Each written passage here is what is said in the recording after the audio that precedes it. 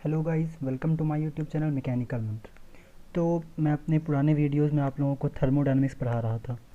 तो मैंने आप लोगों को जब बताया था स्टार्टिंग में, तो मैंने इंट्रो में बताया था कि मैं वो सब्जेक्ट्स या वो कोर्सेज स्टार्ट करता रहूँगा जिसके अकॉर्डिंग मुझे जैसे रिक्वेस्ट आते रहेंगे।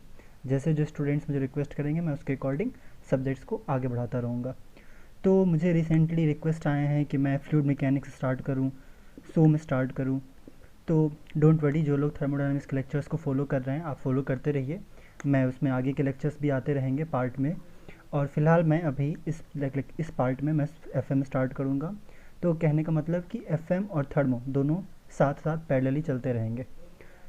आप लोग ज़्यादा से ज़्यादा शेयर करते रहिए, सब्सक्राइब कीजिए अपने फ्रेंड्स के साथ और वीडियोज़ को पूरा पूरा देखा कीजिए सो दैट कि आपके कॉन्सेप्ट पूरे क्लियर हों। ये नहीं कि बीच में रोक दिया, बाद में नहीं समझ आया या फिर पुराने वीडियोज़ नहीं देखा, नए को देखना स्टार्ट किया तो प्रॉब्लम्स आएंगे। सो दैट वीडियोज़ को पूरा देखिए, एंड तक देखिए और हर कॉन्सेप्ट को नोट कीजिए। बिकॉज अगर कॉन्सेप्ट क्लियर होगा बेसिक लेवल पे, then and only then you can move further. तभी आप न्यूमेरिकल सॉल्व कर पाओगे या फिर तभी आप जो है वो किसी भी कंपटीशन ओरिएंटेड प्रिपरेशन कर पाओगे या किसी भी कंपटीशन में बैठ के अच्छे मार्क्स गैदर कर पाओगे। सो फॉर दैट बेसिक्स सीखो पहले। तो मैं आज स्टार्ट करूँगा fluid mechanics. So the topic is fluid mechanics. अब देखो, हमेशा की तरह पहले तो हम सब्जेक्ट जानेंगे कि सब्जेक्ट क्या है। तो सब्जेक्ट का नाम है फ्लूइड मैकेनिक्स। ये दो पार्ट में है, पहला पार्ट फ्लूइड, दूसरा पार्ट मैकेनिक्स। तो मैकेनिक्स को अभी साइड करते हैं, पहले फ्लूइड देखते हैं। फ्लूइड क्या है? फ्लूइड एक स्टेट ऑफ मैटर है। अगर बेसिकली हमसे कोई पूछे, सीधा सा जवाब होगा फ्लूइड क्या है, एक स्टेट ऑफ मैटर है। अब देखो, हमने पढ़ रखा था स्टेट ऑफ मैटर कितने होते हैं बेसिक लेवल पे, स्कूल में जो पढ़ा होगा। क्या क्या पढ़ा था हमने? एक तो सॉलिड पढ़ा था, ओके, दूसरा लिक्विड पढ़ा था और तीसरा गैस पढ़ा था। तो क्या क्या पढ़ा था हमने? सॉलिड, लिक्विड और गैस। अब देखो, जब हम सॉलिड की बात करते हैं, जब सॉलिड की मैकेनिक्स पढ़ते हैं तो उसे हमने स्ट्रेंथ ऑफ मटेरियल्स में देखा है, अपने बेसिक फर्स्ट ईयर में इंजीनियरिंग मैकेनिक्स में देखा। तो वहाँ हम सॉलिड मैकेनिक्स देखते हैं, वहाँ किसे स्टडी करते हैं? रिजिड बॉडी को। ओके, ये आपने देखा होगा अपने फर्स्ट ईयर में। जैसे कि फ्लूइड मैकेनिक्स सेकेंड ईयर का सब्जेक्ट है। तो अब देखो, एक तो आपने ये देखा सॉलिड का पार्ट। अब यहाँ पे आपके पास बच रहा है लिक्विड और गैस। तो कहने का मतलब फ्लूइड क्या है? तो फ्लूइड हमारा लिक्विड और गैस दोनों को मिला के स्टडी करते हैं। ठीक है, जब हम फ्लूइड कहते हैं तो हमारा मतलब होता है लिक्विड और गैस दोनों से। ठीक है, अगर हम इस पूरे सब्जेक्ट में जो भी पढ़ेंगे वो हम दोनों के रिगार्डिंग पढ़ेंगे, लिक्विड प्लस गैस के रिगार्डिंग, दोनों के रिगार्डिंग पढ़ेंगे। ठीक, तो ये हुआ फ्लूइड का मतलब, बेसिक मतलब कि फ्लूइड क्या एक स्टेट ऑफ मैटर है जिसमें कौन कौन आते हैं? Liquid plus gas. अब देखो, अब मैं सॉलिड और लिक्विड और गैस यानी कि फ्लूइड, सॉलिड और फ्लूइड दोनों को मैं डिफरेंस भी दिखाऊंगा आपको। उससे पहले अब एक और चीज़ देखिए, सब्जेक्ट को पूरा जानते हैं। और मैकेनिक्स, मैकेनिक्स में क्या है? वेलोसिटी पढ़ेंगे, एक्सेलरेशन पढ़ेंगे, कितने टाइप्स के फ्लो होते हैं ये देखेंगे। आपने सुन रखा होगा बाउंड्री लेयर वगैरह, ये सब चीज़ें, ये सारी चीज़ें हम आपको इसी टॉपिक में दिखाएंगे। ठीक है, तो आपका ये हुआ सब्जेक्ट, यानी कि सब्जेक्ट में हमारे दो पार्ट आए, फ्लूइड प्लस मैकेनिक्स। फ्लूइड में हम देखें स्टेट ऑफ मैटर और उसके मैकेनिक्स, उसके मोशन को स्टडी करना, लाइक कि कैसा मोशन हो रहा है, रेनॉल्ड्स नंबर देखेंगे, कैसा मोशन है, लेमिनार मोशन है कि टर्बुलेंट फ्लो हो रहा है वो देखेंगे। बहुत सारे टाइप्स के फ्लो होते हैं, स्ट्रीम फंक्शन देखेंगे, बाउंड्री लेयर देखेंगे, फ्लूइड डायनामिक्स को देखेंगे। तो ये सारी चीज़ें हम इस वाले पार्ट को देखेंगे।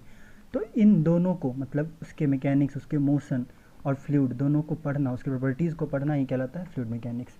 तो सबसे पहले तो हम फ्लूइड मैकेनिक्स में देखेंगे फ्लूइड क्या है, हाँ, जो अभी देखेंगे, और उससे वो सॉलिड से कैसे अलग है वो देखेंगे। हम एक अलग सब्जेक्ट की क्यों ज़रूरत पड़ी वो देखेंगे। उसके बाद फिर हम ये देखेंगे प्रॉपर्टीज़ क्या क्या होगा इस फ्लूइड का। लाइक जैसे अगर आपने सॉलिड में देखा होगा, पढ़ा होगा कि सॉलिड जो कॉम्पैक्ट होता है उसका कुछ डेंसिटी होता है, इसी तरीके से हम फ्लूइड में भी देखेंगे, फ्लूइड की प्रॉपर्टीज़ देखेंगे। मेरा पहला पार्ट क्या होगा? Properties of fluid. ठीक, उसके बाद आगे बढ़ेंगे और फिर डिफरेंट डिफरेंट चैप्टर्स को हम एक्सप्लोर करेंगे। So moving to the next topic, पहले हमारा होगा सॉलिड और फ्लूइड का डिफरेंस मैं बताऊंगा, फ्लूइड को डिफाइन करूंगा। तो अब सबसे पहले ये समझो कि फ्लूइड और सॉलिड दोनों अलग कैसे हैं। ठीक है, दोनों स्टेट्स ऑफ मैटर हैं, इट इज़ वेरी क्लियर, सब लोग जानते होंगे अपने बेसिक लेवल, स्कूल लेवल से। तो फ्लूइड सॉलिड से कैसे अलग है हम ये देखेंगे। अब देखो, फ्लूइड, जैसा कि हम सब जानते हैं कि कोई भी सब्सटेंस है, कोई भी सब्सटेंस है, कोई भी मैटर कह लो, कोई भी मैटर है तो उसमें कुछ मॉलिक्यूल से वो मिलके बना हुआ है। ओके, वो मॉलिक्यूल से मिलके बना हुआ है। अब देखो, ये अगर तुम्हारा एक मॉलिक्यूल है, ये अगर एक मॉलिक्यूल है, इनके बीच का फोर्स कहलाता है इंटरमॉलिक्यूलर फोर्स ऑफ अट्रैक्शन। ठीक, अब देखो सबसे बेसिक लेवल पे जो दोनों किसी भी मतलब किसी भी स्टेट ऑफ मैटर को जो डिफ्रेंशिएट करते हैं हम इसी इंटरमॉलिक्यूलर फोर्स पे। ठीक, तो कहने का मतलब कि इंटरमॉलिक्यूलर फोर्स मैंने बताया कि क्या होता है कि किसी भी दो मॉलिक्यूल के बीच का वो फोर्स ऑफ अट्रैक्शन है, तो वो कहलाता है इंटरमॉलिक्यूलर फोर्स ऑफ अट्रैक्शन। ठीक, अब देखो अगर ये इंटरमॉलिक्यूलर फोर्स ऑफ अट्रैक्शन काफ़ी स्ट्रांग हो तो वो कहाँ जाएगा, सॉलिड के क्लासिफिकेशन में। ठीक, क्योंकि सपोज कर लो ये एक मॉलिक्यूल है, ये एक मॉलिक्यूल है, इनको आपस में कोई एक फोर्स है जो बांध के रखता है। जस्ट इमेजिन कि फोर्स काफ़ी स्ट्रांग हो तो क्या होगा, दोनों मॉलिक्यूल्स काफ़ी करीब होंगे। जब काफ़ी करीब होंगे तो क्या बनेगा, ये स्ट्रांग बॉन्ड बनेगा। तब क्या बनेगा, ये कॉम्पैक्ट बनेगा। क्या बनेगा, कॉम्पैक्ट बनेगा, मतलब कि ये फ्लो नहीं कर रहा होगा एज कंपेरेटिवली फ्लूइड। ठीक, तो सॉलिड क्या होगा, कॉम्पैक्ट होगा। तो हमारा क्या बना, जब कब बना फ्लूइड, सॉलिड कब बना, सॉलिड कब बना, जब हमारा इंटरमॉलिक्यूलर फोर्स ऑफ अट्रैक्शन काफ़ी स्ट्रांग हुआ, तो ये कहलाया सॉलिड। यही चीज़ फ्लूइड में क्या होता है, दो मॉलिक्यूल के बीच का जो फोर्स होता है वो काफ़ी कम होता है या फिर नेग्लिजिबल होता है। देखो फ्लूइड में हमारा दो पार्ट आया था, कौन कौन सा, एक तो लिक्विड आया था और दूसरा गैस आया था। जब मैं लिक्विड की बात करता हूँ तो कहते हैं ठीक है थोड़ा कम था। ठीक, सॉलिड कंपैरिजन में फोर्स ऑफ अट्रैक्शन क्या था, थोड़ा कम था। बट गैस में हम नेग्लिजिबल कह देते हैं, क्योंकि अगर एक चैम्बर कंसीडर कर लो, तो सपोज एक चैम्बर कंसीडर कर लो कि जैसे एक चैम्बर हमने ले लिया, इस चैम्बर में अगर गैस भरा हुआ है, कोई भी गैस है, तो इसके मॉलिक्यूल्स काफ़ी दूर दूर होंगे, काफ़ी ज़्यादा रैंडम मोशन में होंगे, आपस में टकराते रहेंगे, कभी चैम्बर के वॉल से टकराएंगे। तो इनके बीच जो इंटरमॉलिक्यूलर फोर्स ऑफ अट्रैक्शन होता है वो काफ़ी कम होता है, नेग्लिजिबल होता है almost. But in the case of fluid it is a bit, ठीक है, होता है थोड़ा सा होता है, लेकिन सॉलिड से बहुत कम होता है। ठीक, क्योंकि सॉलिड काफ़ी कॉम्पैक्ट होता है और फ्लूइड इतना कॉम्पैक्ट नहीं होता। ठीक है, तो ये तो तुम्हारा पहला डिफरेंस। हाँ, अभी मैं एक और डिफरेंस दूंगा, बट ये डिफरेंस काफ़ी बेसिक था, ये बहुत से लोगों को पता भी होगा। बट अभी जो डिफरेंस आएगा वो थोड़ा इससे हाई जाएगा, मतलब सब्जेक्ट से रिलेटेड करता रहेगा, थोड़ा थोड़ा टेक्निकल होता जाएगा धीरे धीरे। इसलिए चीज़ों को समझते रहो, हर पॉइंट को समझो, तभी कॉन्सेप्ट क्लियर रहेगा, वरना प्रॉब्लम आएगा। आगे पढ़ते चलोगे प्रॉब्लम बढ़ता रहेगा। अब देखो, अब एग्जांपल एक और डिफरेंस देखते हैं। एक तरफ हमने ये कंसीडर किया सॉलिड, ठीक है, ये कोई सॉलिड पार्टिकल है, कोई भी रिजिड बॉडी है, ये हमने कंसीडर किया सॉलिड इस तरफ, और इस तरफ हम कंसीडर करते हैं फ्लूइड को। इस तरफ किसको कंसीडर करेंगे, फ्लूइड को। अब फ्लूइड को दिखाने के लिए मैं क्या दिखाता हूँ, ये देखो, ये कोई एक फिक्स सरफेस है, हमने एक फिक्स सरफेस ले लिया, इस पर कोई फ्लूइड का लेयर है जो फ्लो कर रहा है, समथिंग लाइक दिस। ओके, अब देखो, अब तुमने क्या किया, मैं थोड़ा सा ऊपर लिख देता हूँ इसको, फ्लूइड, ठीक है, और इधर क्या है तुम्हारा, सॉलिड। अब देखो, अब तुमने क्या करा, तुमने दोनों साइड एक कांस्टेंट स्ट्रेस अप्लाई किया, कांस्टेंट स्ट्रेस अप्लाई किया, क्या किया, कांस्टेंट स्ट्रेस अप्लाई किया, इधर भी टॉ और इधर भी अप्लाई किया टॉ। ठीक, ये कांस्टेंट था, इसका मैग्नीट्यूड कांस्टेंट था। ठीक है, छोटा सा सी स्ट्रेस अप्लाई किया तुमने, बहुत कम। ठीक, तो अब क्या होगा, सॉलिड में कुछ डिफॉर्मेशन आएगा, सॉलिड में कुछ डिफॉर्मेशन आएगा। ये डिफॉर्मेशन क्या आया, अल्फ़ा, ये क्या आया, अल्फ़ा। तुमने छोटा सा सी स्ट्रेस अप्लाई किया टॉ, जिसकी वजह से कुछ डिफॉर्मेशन आया अल्फ़ा। ठीक, अब देखो, अब एक बात बताओ मुझे कि जैसे तुमने सपोज कर लो टाइम t1 पे तुमने ये स्ट्रेस लगाया था टॉ, तो तुम्हें डिफॉर्मेशन मिला था अल्फ़ा। बट ज़रा सोचो कि क्या टाइम t2 पे तुम्हें कुछ और मिलेगा, क्या टाइम t3 पे तुम्हें कुछ और मिलेगा, क्या टाइम t4 पे तुम्हें कुछ और मिलेगा, नहीं। टाइम जितना भी लैप्स होता रहे, अगर स्ट्रेस कांस्टेंट था तो डिफॉर्मेशन भी तुम्हें एक के बाद रुक मिल जाएगा, उसका डिफॉर्मेशन फर्दर एक्सटेंड नहीं करेगा। ठीक, but in the case of fluid ऐसा नहीं होगा। सपोज करो तुमने स्मॉल सी स्ट्रेस अप्लाई किया टॉ, तो किसी टाइम t1 पे फ्लूइड लेयर 0 से 1 पे था, 0 1, किसी टाइम t2 पे 2 पे होगा, किसी टाइम t3 पे 3 पे होगा, किसी टाइम t4 पे 4 पे होगा। यानी कि अगर टाइम t1 पे कहाँ से कहाँ तक था, 0 से 1 पार्टिकल था, टाइम t2 पे 0 से 2 चला गया, टाइम t3 पे 0 से 3 चला गया। कहने का मतलब कि एक तरफ तो सॉलिड में जब स्ट्रेस लगा था तो डिफॉर्मेशन कांस्टेंट मिला तुम्हें, but in the case of fluid ऐसा नहीं हुआ। तुम्हारा जैसे जैसे टाइम इलेप्स होता रहा, एक कांस्टेंट से स्ट्रेस के लिए तुम्हें डिफॉर्मेशन मिलता रहा, एज टाइम इलेप्सिस डिफॉर्मेशन तुम्हें मिलता रहा।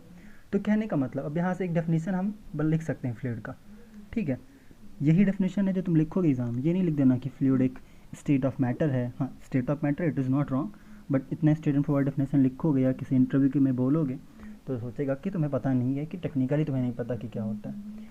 फ्लूइड क्या है? एक सब्सटेंस है। सब्सटेंस कहने का मतलब स्टेट ऑफ मैटर, ये क्लियर हो गया, ठीक है। सब्सटेंस है जो डिफॉर्म करता है, क्या होता है? डिफॉर्म करता है। सब्सटेंस दैट डिफॉर्म्स, कब डिफॉर्म करता है? कंटिन्यूअसली, ठीक। फ्लूइड क्या? एक सब्सटेंस है that deforms continuously, okay. Fluid क्या? एक सब्सटेंस है दैट डिफॉर्म्स कंटिन्यूअसली, कब? व्हेन subjected to tangential और shear stress। तो मैंने बताया, क्या बता रहा था मैं? फ्लूइड का डेफिनेशन बता रहा था, ठीक। डेफिनेशन क्या लिखा मैंने कि सपोज कर लो फ्लूइड पे कोई स्ट्रेस लग रहा था, कोई टेंजेंशियल कोई स्ट्रेस लग रहा था। तो कहने का मतलब फ्लूइड क्या? एक सब्सटेंस है जो क्या करेगा? डिफॉर्म करेगा कंटिन्यूअसली, कब? जब उस पर कोई टेंजेंशियल या शियर स्ट्रेस अप्लाई होगा। So this is the technical definition of fluid. तुम एग्जाम में भी यही लिखोगे, इसे अभी नोट डाउन कर लो अपने नोट्स में, और एग्जाम में भी यही लिखोगे। अगर तुमसे कोई पूछेगा तो यही बताओगे। अब जब तुम फ्लूइड का डेफिनेशन समझ चुके हो तो अब तुरंत इसी के साथ तुम ये डायग्राम देखो और इस चीज़ को ही समझ लो कि फ्लूइड का एलिमेंट फ्लो कैसे करता है। जब हम कहते हैं कि fluid element constitutes a flow, इसका क्या मतलब होता है ये भी देखो। सपोज़ करो ये कोई फ्लूइड हमने कंसीडर करा है, ठीक। ये फिक्स सरफेस है, उस पर कोई फ्लूइड का लेयर है, ठीक। मान के चलो कि इनिशियली जब फ्लूइड रेस्ट में था, जब इस फ्लूइड पे कोई भी शियर स्ट्रेस नहीं लग रहा था, तो पार्टिकल कहाँ था? 0 से 1 पे था पार्टिकल, ठीक। हमने कहा जब इनिशियली फ्लूइड रेस्ट में था तो पार्टिकल कहाँ था? 0 से 1, ये रेस्ट वाला पार्टिकल है, ठीक। अब तुमने क्या करा? एक कांस्टेंट शियर स्ट्रेस अप्लाई किया, तो क्या हुआ? ये पार्टिकल 0 से 2 पे गया, फिर 0 से 3 पे गया, फिर 0 से 4 पे गया। कैसे गया? तो टाइम जैसे जैसे इलेप्स हुआ वैसे वैसे ये फ्लूइड पार्टिकल तुम्हारा 2, 3, 4 पे गया। और अभी मैंने तुम्हें डेफिनेशन में बता दिया कि फ्लूइड क्या होता है, कि एक ऐसा सब्सटेंस है जिसमें डिफॉर्मेशन लगने पे वे कांस्टेंट डिफॉर्म करता रहता है स्ट्रेस लगने पे, ओके। तो ये पार्टिकल 0 से 1 पे गया, फिर 0 से 2 पे गया, फिर 0 से 3 पे गया। तो अब एक चीज़ देखो, जब तुम देखोगे तो तुम्हें दिखेगा कि 1 से 2 पे जाना, फिर 2 से 3 पे जाना, 3 से 4 पे जाना ही इसका क्या कहलाया? फ्लो। यानी कि कहने का मतलब कि जब हम कहते हैं फ्लूइड कंस्टिट्यूट्स अ फ्लो, इसका मतलब ये होता है कि फ्लूइड पे जब स्ट्रेस लगता है, देखो मैं बार बार इस बात पे इसलिए इतना जोर दे रहा हूँ क्योंकि बार बार यही चीज़ में समझना है, यही इसका बेसिक है, सबसे बेसिक पार्ट यही है कि फ्लूइड पे जब कभी स्ट्रेस लगता है, नो मैटर कि स्ट्रेस का मैग्नीट्यूड क्या है, हाउएवर द स्मॉल स्ट्रेस में भी, तब भी यही होगा कि फ्लूइड में एक डिफॉर्मेशन अगर आ गया तो वो डिफॉर्मेशन चलता रहेगा, ठीक। अब एक चीज़ देखो, अगर तुम लोग इतना समझ सकते हो तो क्या कोई ये बात समझ सकता है कि ये जो डिफॉर्मेशन है, ये जो डिफॉर्मेशन हो रहा है, मान के चलते हम इसको नाम दिया, हमने कहा, क्या कहा हमने? डिफॉर्मेशन का कुछ ना कुछ वेलोसिटी रहा होगा, किसी न किसी वेलोसिटी के साथ ही डिफॉर्मेशन करेगा ना। तो हमने कहा कि जो वेलोसिटी ऑफ डिफॉर्मेशन है, ये वेलोसिटी ऑफ डिफॉर्मेशन जो तुमको मिल रहा है, ठीक है, ये मान चलो कि वेलोसिटी ऑफ डिफॉर्मेशन है, क्या एनी हाउ ये रिलेशन रख रहा होगा किससे? स्ट्रेस से। ये बताओ कि ये जो वेलोसिटी ऑफ डिफॉर्मेशन है ये स्ट्रेस रिलेशन रख रहा होगा?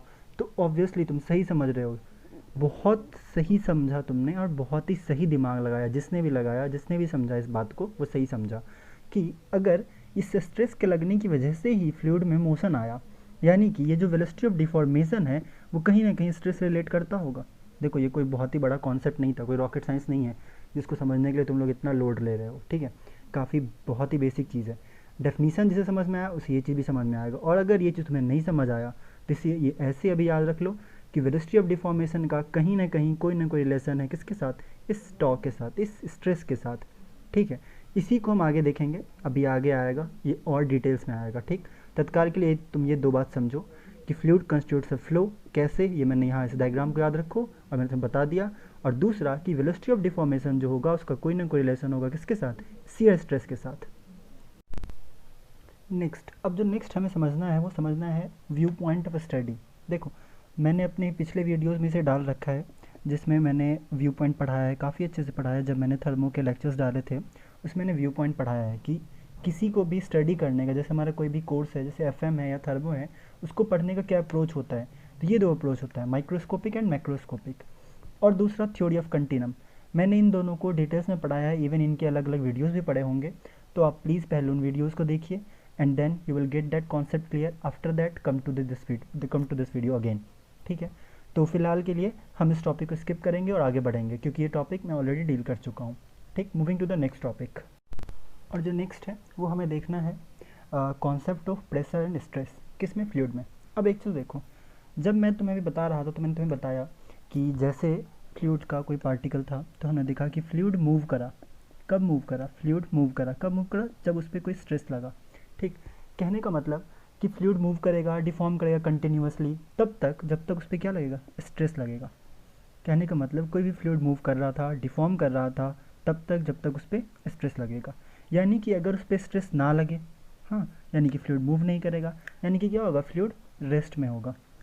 ठीक, मुझे ये चीज़ बताना है अभी आपको, काफ़ी इंपॉर्टेंट है, क्योंकि देखिए प्रेशर और स्ट्रेस और प्रेशर दोनों आपका आता रहेगा। फ्लूइड में बेसिकली हम प्रेशर पे ज़्यादा डील करेंगे, स्ट्रेस पे कम डील करेंगे। स्ट्रेस हमारा यहाँ से हट के चला जाएगा कहाँ? सोम में, वहाँ हम इसे इन डिटेल्स डील करेंगे। But pressure most frequent term होगा फ्लूइड मैकेनिक्स में यूज़ होने वाला। ठीक, इसलिए इस चीज़ को अभी समझ लो, इन दोनों में डिफरेंसेस क्या हैं और आखिर इसका कॉन्सेप्ट क्या है। ठीक, कहने का मतलब कि इम्पोर्टेंट है। हाँ, यानी कि अब देखो, यानी कि अगर स्ट्रेस नहीं लगा तो यानी कि फ्लूइड रेस्ट में है। फ्लूइड रेस्ट में है, कहने का मतलब क्या हुआ कि ये कौन सा स्टेट होगा? स्टेट ऑफ जीरो सीयर होगा। देखो, ज़्यादा बिल्कुल मत सोचना, अभी जितना मैं बता रहा हूँ उतना ही समझो, बिल्कुल ज़्यादा मत सोचना। ठीक, मेरा सीधा सा कहने का मतलब ये है कि अगर स्ट्रेस नहीं लगा तो फ्लूइड मूव नहीं करा, यानी कि फ्लूइड रेस्ट में है। यानी कि फ्लूइड रेस्ट में है तो हम उसको कह सकते हैं कि स्टेट ऑफ जीरो सीयर है। ठीक, अब देखो, अगर स्टेट ऑफ जीरो सीयर में है यानी कि रेस्ट में है तो हम इसको कह सकते हैं हाइड्रोस्टैटिक स्टेट ऑफ स्ट्रेस, कह सकते हैं हाइड्रोस्टैटिक स्टेट कह सकते हैं। यानी कि ऐसा स्टेट जब फ्लूइड क्या है? मोशन में नहीं है, यानी कि इसे हम कह सकते हैं कि फ्लूइड क्या है? हाइड्रोस्टैटिक स्टेट ऑफ स्ट्रेस में है। ठीक, अब देखो, यानी कि इस वाले कंडीशन में, किस कंडीशन? जब fluid hydrostatic of stress condition में है, इस कंडीशन में कुछ ऐसा होता होगा। कैसा होता होगा? इस बात को कौन कौन सोच सकता है अपने मन से कि कुछ ऐसा होता होगा, जैसे ये कोई फ्लूइड पार्टिकल है तो ऐसा होता होगा कि हर तरफ से इक्वल फोर्स लग रहे हों। कहने का मतलब कि अगर सपोज करो तुमने, अभी मैं बार बार फ्लूइड के लेयर पे शियर स्ट्रेस अप्लाई कर रहा था तो उसमें डिफॉर्मेशन आ रहा था। अभी मैंने कहा शियर स्ट्रेस अप्लाई नहीं किया, फ्लूइड मूव नहीं किया, फ्लूइड रेस्ट में है, यानी कि स्टेट ऑफ जीरो शियर है, यानी कि हाइड्रोस्टैटिक स्टेट ऑफ स्ट्रेस है। तो कहने का मतलब कि हर तरफ से इक्वल फोर्स लग रहा होगा, उस पर लग रहा होगा। यानी कि यहाँ से एक बहुत ही फ्रिक्वेंट और बहुत ही इनहेरेंट चीज़ निकल के आता है कि ये कि उस फ्लूइड एलिमेंट पे हर तरफ से इक्वल प्रेशर लग रहा होगा। इक्वल प्रेशर लग रहा होगा। देखो, मैंने एक टर्म यूज़ किया प्रेशर। ठीक है, अभी मैं बताऊंगा तुमको प्रेशर और स्ट्रेस में डिफरेंस बता दूंगा, यहीं पे बता दूंगा। ठीक है, तो यानी कि हर डायरेक्शन में उस फ्लूइड एलिमेंट पे इक्वल प्रेशर लग रहा होगा जो उसे मूव करने नहीं दे रहा होगा। अब देखो, जब मैं शियर की बात करता हूँ तो क्या होता है? सपोज कर लो, शियर का मतलब सिर्फ अभी तुम इतना जान लो, मैं सोम में इसको इन डिटेल्स डील कर दूंगा। शियर का मतलब इतना जान लो कि अगर ये कोई एलिमेंट है, कोई ब्लॉक है, तो उस पर एक पैरेलल एंड अपोजिट फोर्स लगना, ये कहलाया शियर। अगर मैं ऐसे कहूँ तो यानी कि ये फोर्स इसको इधर मूव करवा रहा था, ये इसको इधर, यानी कि ये कुछ स्लाइडिंग सा मूव कर रहा था, कुछ स्लाइडिंग सा। ठीक, तो ये ऐसा लगा फोर्स, तो यानी कि फ्लूइड तब फ्लो किया। अब हमने कहा ये सब कुछ नहीं लग रहा है, हाइड्रोस्टैटिक स्टेट ऑफ स्ट्रेस है, यानी कि स्टेट क्या है उसका? स्टैटिक है। उस केस में हमने कहा कि उस एलिमेंट पे इक्वल फोर्स लग रहे होंगे हर डायरेक्शन से, और उसको हमने नाम दिया प्रेशर। अब देखो, प्रेशर हमने क्यों नाम दिया? मैं कुछ और नाम देता, प्रेशर कहाँ से आ गया? फोर्स रहने देता। अब देखो, प्रेशर क्या होता है? प्रेशर को हम डिफाइन करते हैं फोर्स अपॉन एरिया। ठीक है, प्रेशर को हम डिफाइन करते हैं फोर्स अपॉन एरिया, डिनोट करते हैं पी से। But this force is external force. ये फोर्स कौन सा है? F external. याद रखना, अब इस एक्सटर्नल बहुत छोटा सा मैंने लिखा है, but it has a deep meaning. When you will compare pressure and stress then you will get that कि इसका कुछ डीप मीनिंग है।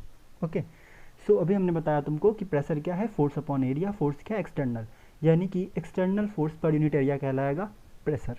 ठीक, अब देखो, यही सब तुम स्ट्रेस भी देख लो। स्ट्रेस को ऐसे डिनोट करते हैं, सोम में इन डिटेल्स पढ़ेंगे, डोंट वरी। अगर जिसे समझ आया तो ठीक है, नहीं आया तो वहाँ इन डिटेल्स पढ़ेंगे हम इस चीज़ को।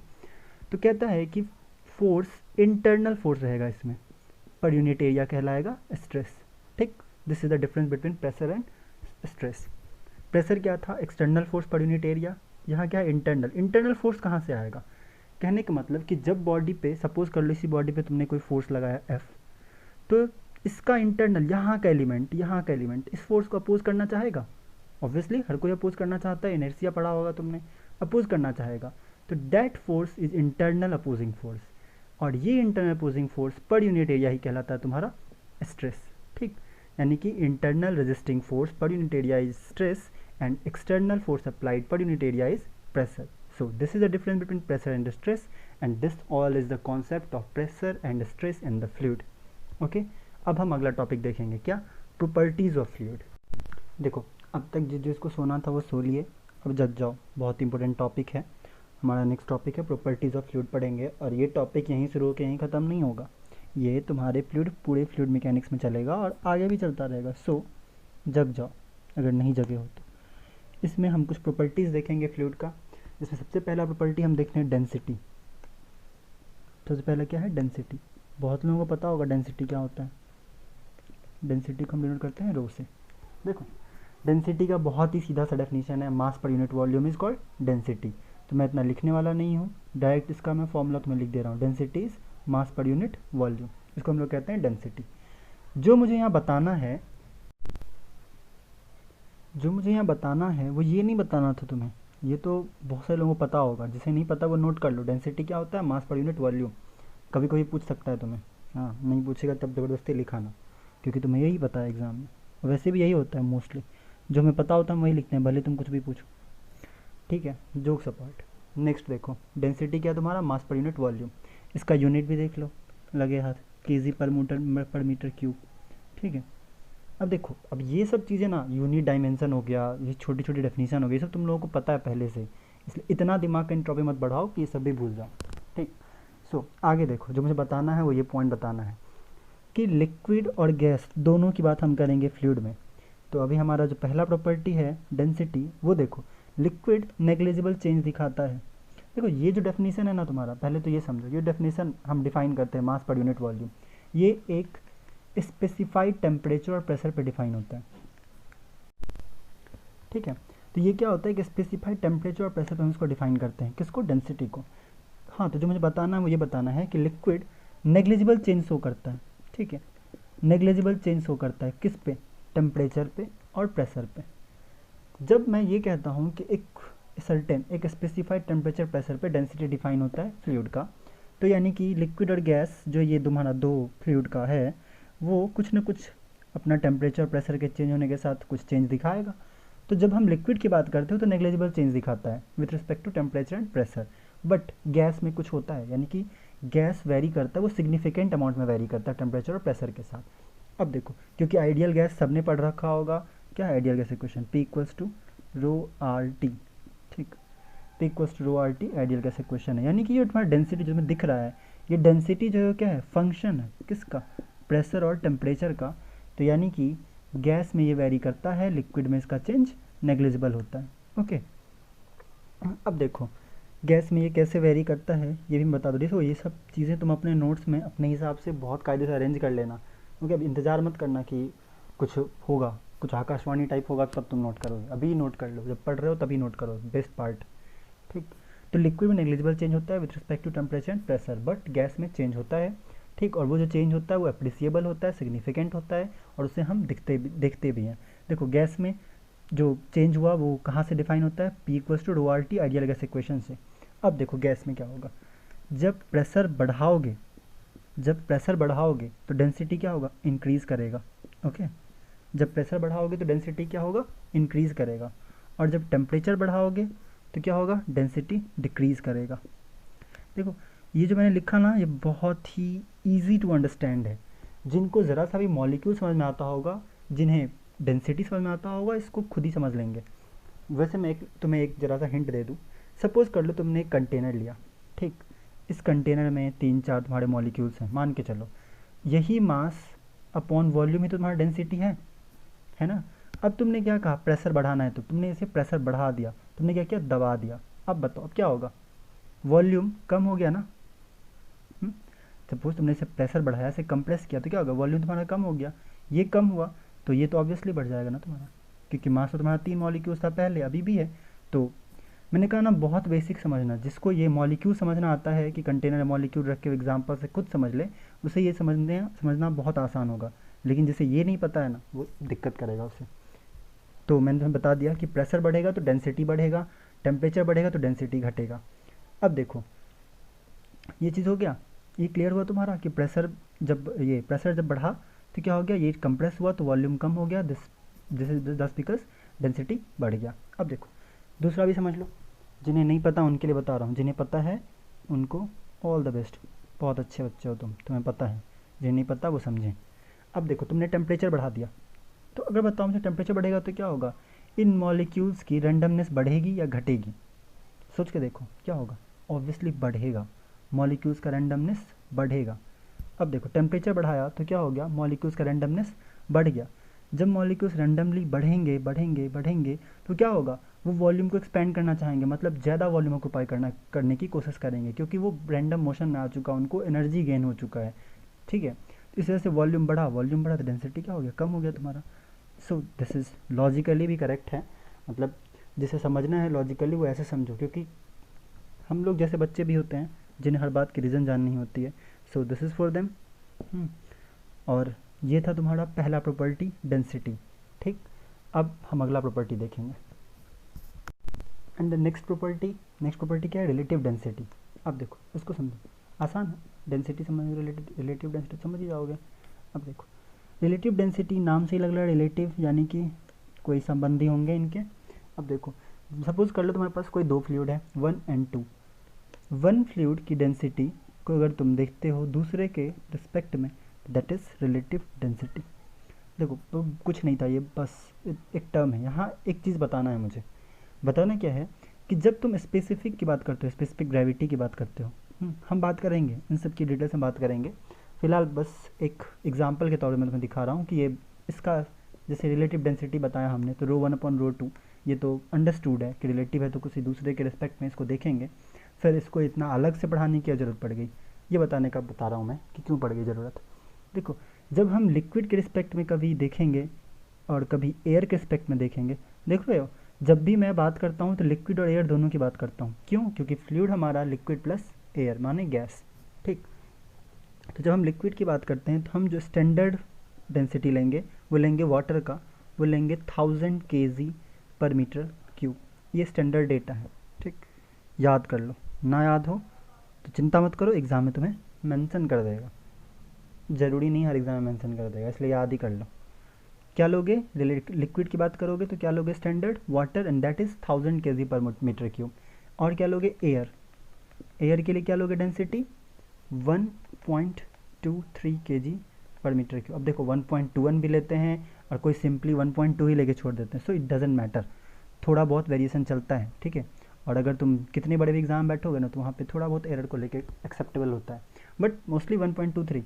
हाँ, और अगर एग्ज़ाम में दे रखा है क्वेश्चन में कि तुम्हें क्या लेके चलना है तो वही लेके चलना, अपने दिमाग मत लगाना, ठीक है। सो दिस इज़ अबाउट कि बताना था कि लिक्विड और एयर में जब तुम स्टैंडर्ड डेंसिटी को प्रेफर करोगे तो वाटर करोगे और एयर करोगे, वाटर का 1000, एयर का 1.23, ठीक है।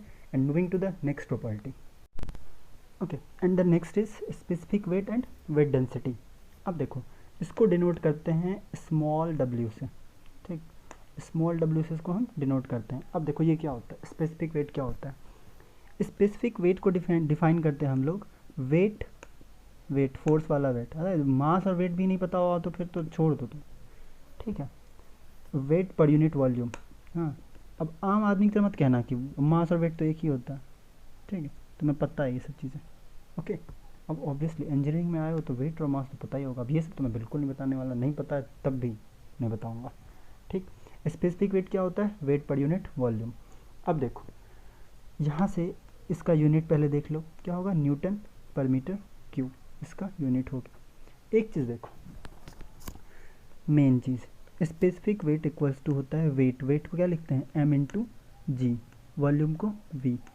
अब एक बात बताओ, अभी कुछ पढ़े हो क्या मास पर यूनिट वॉल्यूम, ना लाइक को अभी तो पढ़ा, डेंसिटी ρ/g, यानी कि ये तुम्हारा एक फॉर्मूला बना स्पेसिफिक वेट का, क्या बना formula, specific weight small w equals to ρ/g। अब देखो वाटर का क्या होगा, स्पेसिफिक वेट, डेंसिटी 1000 इंटू 9.81, यानी कि स्पेसिफिक वेट ऑफ वाटर क्या होगा 9810 न्यूटन पर मीटर क्यूब। अब ये सब भी मत याद करने लग जाना, क्योंकि 9.81 तो पता ही होगा acceleration due to gravity value होता है स्मॉल जी का, ठीक। हाँ, तो देखो स्पेसिफिक वेट क्या हो गया रो इंटू जी, इसका यूनिट क्या हुआ न्यूटन पर मीटर क्यूब।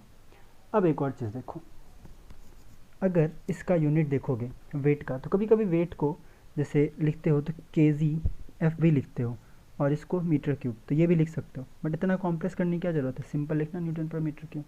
हाँ, ये मैंने बता दिया तुम्हारे नॉलेज के लिए। ओके, तो ये हुआ तुम्हारा स्पेसिफिक वेट या वेट डेंसिटी। अब अगला प्रॉपर्टी देखो। अब देखो नेक्स्ट प्रॉपर्टी, अब ये नहीं कि 3 प्रॉपर्टी बहुत आसान था तो अब एनर्जी लूज़ कर दिए और सोचने लग गए कि सारे प्रॉपर्टी तो आसान ही है, ये बेकार का बता रहा है ऐसे कि बहुत इंपॉर्टेंट है, कुछ इंपॉर्टेंट नहीं है, ऐसा मत सोचना। ये वाला जो प्रॉपर्टी है ना, एक तो पहले तुम्हें समझने में भी दिक्कत करेगा और याद रखने में तो सबसे ज़्यादा दिक्कत करेगा। ये है bulk modulus and this is most important. मेरी बात अभी मान लो, ज़्यादा अच्छा रहेगा, वरना बाद में क्या होता है तो जानते ही हो, रिग्रेट।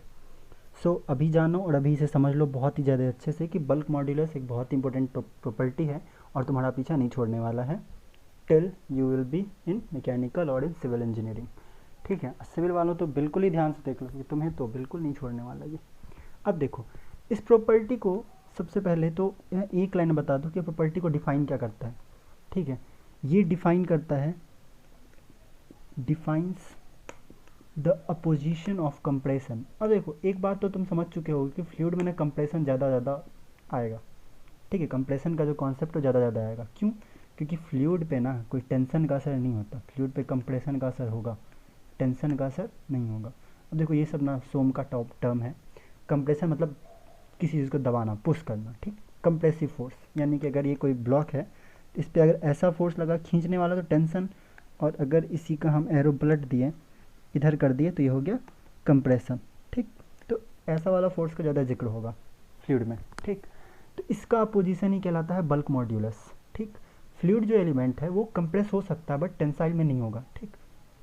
तो that's why we study this property bulk modulus. Okay, जब सॉलिड की बात करते हो, तो एक पढ़ते होगे मॉड्यूलस ऑफ इलास्टिसिटी, ई।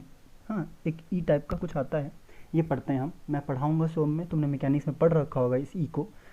और इसी ई के एनालॉगस में ये होता है, मतलब बल्क मॉड्यूलस होता है। गलत एरो चला गया, ये होता है, इसी के एनालॉगस में होता है, ठीक। एनालॉगस कहने का मतलब कि जो इसका मीनिंग सॉलिड में है वही इसका मीनिंग फ्लूइड में है, ठीक है। अब एक और चीज़ समझो, मैंने अब तक सिर्फ डेफिनेशन बताया है और इसकी कंपैरिजन करी है सॉलिड मैकेनिक्स से, क्योंकि सॉलिड में समझना ज़्यादा आसान है, तुमने सॉलिड पहले से पढ़ रखा है, थोड़ी बहुत मैकेनिक्स में पढ़ रखा होगा कि ई का वगैरह आ चुका होगा वहाँ पे, ऑब्वियस बात है। तो तुम यहाँ से थोड़ा सा फील ले सकते हो इसका, ठीक है। तो ये अपोजिशन को शो करता है, किसका अपोजिशन, कंप्रेशन को अपोजिशन। अब देखो एक चीज़ समझो, लॉजिक देखो, बल्क मॉड्यूलस जिसको हम लोग के से डिनोट करेंगे, मैं के ही लिखता हूँ, ठीक है, ठीक है। तो के से इसको हम डिनोट करते हैं। अब देखो इसका मैं लॉजिकल समझाता हूँ, मतलब फिजिकली तुम्हें मैं फील करवा सकता हूँ कि के कैसा कुछ होता होगा। अब देखो अगर के का वैल्यू जितना बढ़ेगा, के का वैल्यू जितना लार्ज होगा, जितना वैल्यू होगा किसी भी फ्लूइड के लिए, डिफरेंट फ्लूइड के लिए डिफरेंट वैल्यू होगा, तो जिस फ्लूइड की वैल्यू के की जितनी ज़्यादा होगी वो कंप्रेशन को उतना रजिस्ट करेगा। के वैल्यू मैं यहाँ पे तुम लिख दे रहा हूँ, तुम बाकायदा इसको अपने नोट्स में मेंशन कर लेना, सो दैट बाद में तुम्हें कभी रिवीजन करो तो समझने में प्रॉब्लम ना करे, ठीक है। के को मैं लिख देता हूँ यहाँ पे, हायर के means high resistance of compression, ठीक है। देखो जब भी कभी बल्क मॉडुलस की बात करते हैं ना, तो सीधा सीधा मतलब करते हैं किससे बात, अपोजिशन ऑफ कंप्रेशन से। यानी कि अगर के हाई है मीन्स वो हाई रेजिस्टेंस होगा, किसके लिए, कंप्रेसिव फोर्स के लिए, ठीक। तो ये अब तक जो मैं बात कर रहा हूँ वो सिर्फ और सिर्फ बात कर रहा हूँ तुम्हारा डेफिनीशन का, ठीक। अभी इसमें बहुत सारे टर्म्स आएंगे, बहुत सारे डेफिनीशंस आएंगे, बहुत सारे फॉर्मूला आएंगे जो काफ़ी इंपॉर्टेंट हैं बल्क मॉडुलस से रिलेटिव ही, ठीक है। तो ये चीज़ समझो कि बल्क मॉडुलस का फिजिकल डेफिनेशन या फिजिकली जो तुम्हें समझना है वो ये कि हायर के मीन्स वो फ्लूइड एलिमेंट ज़्यादा कंप्रेशन को रेजिस्टेंस कर पाएगा, ठीक। मैंने जो तुम्हें भी बताया कि अगर वैल्यू के का ज़्यादा होगा तो अपोज जो करेगा कंप्रेशन को ज़्यादा करेगा। तो यहाँ से तुम एक लाइन डिराइव कर सकते हो, बहुत ही अच्छा सा एक लाइन, प्यारा सा एक लाइन मिलेगा तुमको। वो ये मिलेगा कि कंप्रेसिबिलिटी, अब देखो कंप्रेसिबिलिटी ना समझ जाओगे क्या होता है। क्या होता है? किसी की एबिलिटी कंप्रेस होने की, यानी कि कंप्रेसिबिलिटी क्या होगा? Compressibility is the inverse of bulk modulus. मैं ऐसा कह सकता हूँ, बहुत लोग इसे सोच भी चुके होंगे। जो सोच चुके हैं बहुत अच्छे बच्चे हैं वो, और जो नहीं समझे वो यहाँ से देख लें। और मैं जो बताया उससे एक बार और रिकॉल करो अपने मन में कि मैंने क्या बताया। मैंने क्या बताया तुम्हें कि हाई के means high ability of compression. ठीक, अगर बल्क मॉड्यूलस ज़्यादा है तो कंप्रेस बॉडी ज़्यादा कर पाएगा। ठीक है, यानी कि कंप्रेसिबिलिटी क्या है? इन्वर्स होगा बल्क मॉड्यूलस का। ठीक, अभी हम आगे देखेंगे, इन सबको अलग अलग डिफाइन करेंगे। ठीक, एग्जाम्पल के तौर पे एक एग्जाम्पल लेते हैं। वाटर और गैस, तुम्हारा दो फ्लूइड है। देखो वाटर और गैस दोनों को तुम फील कर सकते हो कि वाटर में जो मॉलिक्यूल्स होंगे उनके बीच का इंटरमॉलिक्यूलर फोर्स ऑफ अट्रैक्शन ज़्यादा होगा as compare to gas. Gas में ऑलमोस्ट नेग्लिजिबल होता है। ठीक, तो यहीं से तुम वाटर का देखो कि वाटर का जानते हो कितना होता है? 2 × 10⁶ किलो न्यूटन पर मीटर स्क्वायर, ये होता है के का वैल्यू वाटर में। ठीक है, और वहीं गैस में कितना होता है, मतलब एयर में अगर देखें हम तो वो कितना होता है एयर में? 100 किलो न्यूटन पर मीटर स्क्वायर। ठीक है, तो यहाँ से तुम्हें एक आइडिया मिल सकता है कि एयर में जहाँ पे मॉलिक्यूल्स काफ़ी दूर दूर रहते हैं, उनके नेग्लिजिबल होती है, तो वो कंप्रेस भी नहीं कर पाएगा। ठीक, वो कंप्रेस कम कर पाएगा, खुद को रेजिस्टेंस कम होगा उसका कंप्रेस के, तो इसलिए इसका के का वैल्यू देखो कितना कम है। और वाटर जो ज़्यादा रेजिस्टेंस तुम्हें दे सकता है कंपेरेटिवली एयर के, उसका के का वैल्यू देखो कितना ज़्यादा है। ठीक, अब देखो कंप्रेसिबिलिटी को, ये जो कंप्रेसिबिलिटी है तुम्हारा एबिलिटी टू गेट कंप्रेस। ठीक, कंप्रेसिबिलिटी को हम डिफाइन करते हैं कब? जैसे देखो अगर पी चेंज हो रहा है तो टी को कांस्टेंट रखेंगे। ठीक, जैसे अगर हमने प्रेशर को चेंज करा, सपोज कंप्रेसिबिलिटी की बात हम कर रहे हैं, डिफाइन कर रहे हैं, कुछ फॉर्मूला डिराइव कर रहे हैं, कोई एक फ्लूइड एलिमेंट कंसीडर करा है, तो हमने कहा कि प्रेशर चेंज हो रहा है, तो उस केस में हम टी को कांस्टेंट रखेंगे। प्रेशर चेंज करेंगे तो टी को कांस्टेंट रखेंगे। इसमें स्टार मार्क के नोट हैं, ये तुम अपने नोट्स में ऐड कर लो, जैसे मैं बोल रहा हूँ वैसे ऐड कर लो, कि जब हम कंप्रेसिबिलिटी को स्टडी करते हैं या डिफाइन करते हैं तो हम पी को चेंज करते हैं तो टेम्परेचर को कांस्टेंट रखते हैं।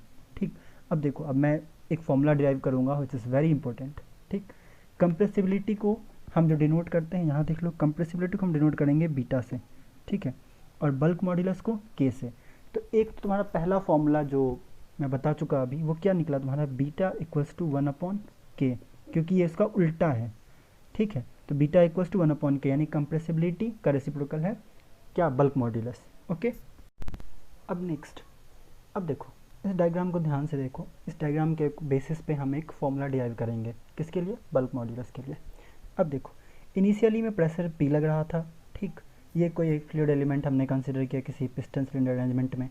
ठीक है, थोड़े समय बाद P + dP यहाँ लगा, तो कुछ वॉल्यूम चेंज हुआ। इनिशियली वॉल्यूम, देखो मैं लिखता हूँ, इनिशियली तुम्हारा जो वॉल्यूम था वो क्या था? इनिशियली वॉल्यूम तुमने मान के चला क्या है तुम्हारा? V। फाइनल में तुम्हारा वॉल्यूम बचा क्या? V - dV। कुछ वॉल्यूम चेंज हुआ, dP प्रेशर के चेंज होने से dV वॉल्यूम चेंज हुआ। अब देखो यहाँ पे तुम लोग स्ट्रेन शब्द से भले ही वाकिफ़ हो, मे भी तुमने पढ़ रखा होगा, तो मैं इसे बता दूं कि ये वॉल्यूमेट्रिक स्ट्रेन को हम इस चीज़ से लिखते हैं, एप्सिलॉन, ये V वॉल्यूमेट्रिक के लिए। तो अभी अगर तुम्हें जिसे नहीं पता वो इतना जान लो कि एप्सिलॉन, ये वॉल्यूमेट्रिक स्ट्रेन का फॉर्मूला होता है VF - VI/VI, मतलब फाइनल माइनस इनिशियल, यानी कि change in volume upon original volume. तुम सब ने मैकेनिक्स में स्ट्रेन पढ़ा होगा, वहाँ तुमने पढ़ा होगा चेंज अपॉन ओरिजिनल को स्ट्रेन कहते हैं। ठीक, अगर नहीं पढ़ा है तो ये सब चीज़ें हम सोम में पढ़ेंगे इन डिटेल्स। तत्काल के लिए ये लोग, तुम लोग सब ये याद कर लो कि वॉल्यूमेट्रिक स्ट्रेन क्या होता है? Final volume minus initial volume upon initial volume. ठीक, तो यहाँ से अगर हम इसको देखें तो तुमको मिलेगा वॉल्यूमेट्रिक स्ट्रेन, जो तुम्हें क्या मिल जाएगा? वॉल्यूमेट्रिक स्ट्रेन तुम्हें क्या मिला? -dV/V। माइनस क्यों?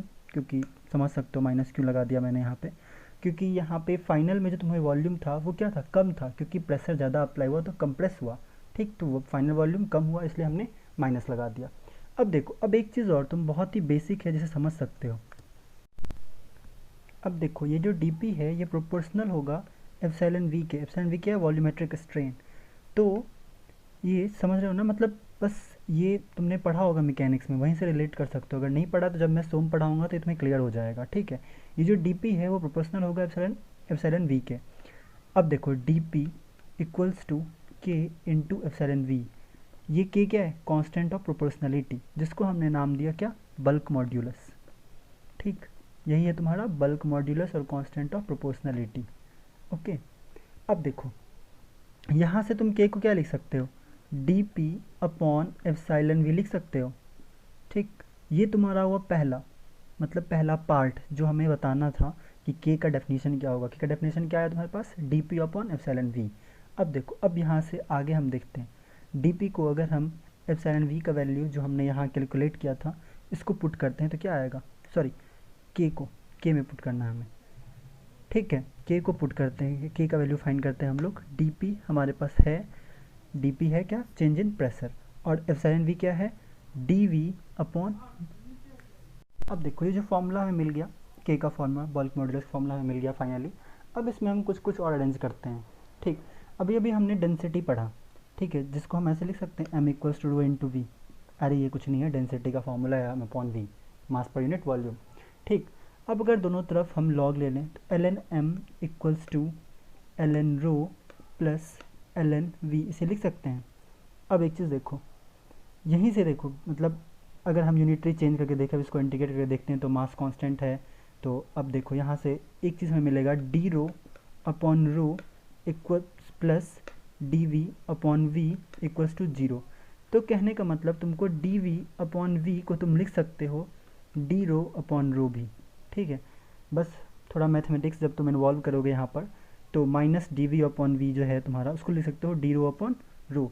यानी कि बल्क मॉडुलस का तुम्हें एक और फॉर्मूला मिल सकता है, K equals to d P upon d rho upon rho, density के टर्म में। ठीक, मोस्ट इंपोर्टेंट फॉर्मूला तुम्हारा कौन सा है? ये वाला, this is the most important formula. Okay, अब फ्रिक्वेंटली जो यूज़ होगा वो यही होगा। बस मैंने तुम्हें बता दिया एज ए नॉलेज के लिए कि अगर डेंसिटी के टर्म में कहीं दिखता है तो वो गलत नहीं होगा। डी पी अपॉन डी रो भी एक फॉर्मूला इसका है बल्क मॉडुलस। चलो, जब मैंने यहाँ तक तुम लोगों को बता ही दिया, थोड़ा और इन डिटेल्स डिस्कस कर ही लेता हूँ। ठीक, गैस के लिए। ठीक, अभी जो मैं बताऊँगा तुम्हें, अभी मैं दो टॉपिक और बताऊँगा, वो बल्क मॉडुलस से रिलेटेड है। और ये जो तुम एग्ज़ाम देते हो ना बीटेक के बाद कंपटीशन वगैरह का, उसमें काफ़ी इंपॉर्टेंट उनका पेट क्वेश्चन बनता है यहाँ से।